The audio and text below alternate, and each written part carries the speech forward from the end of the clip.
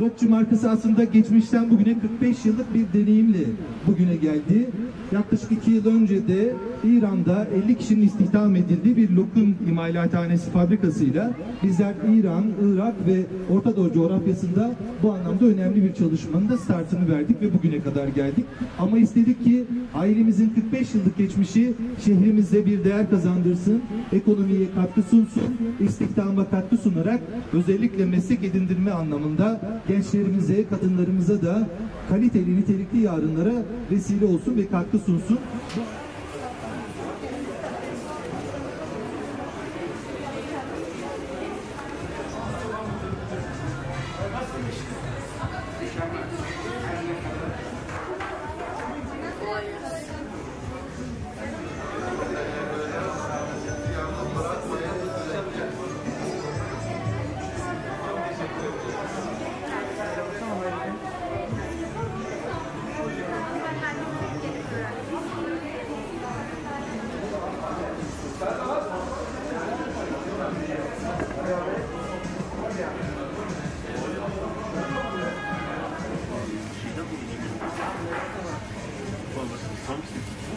Sakız Adası'nın sakızlı dokundu.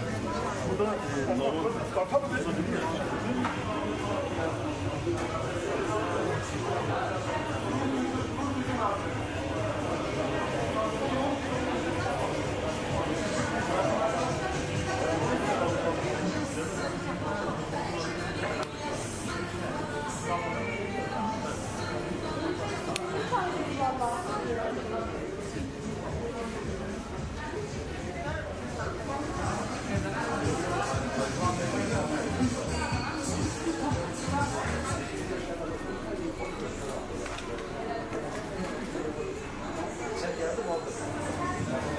دستی کن بداد دیدم لبخند بزن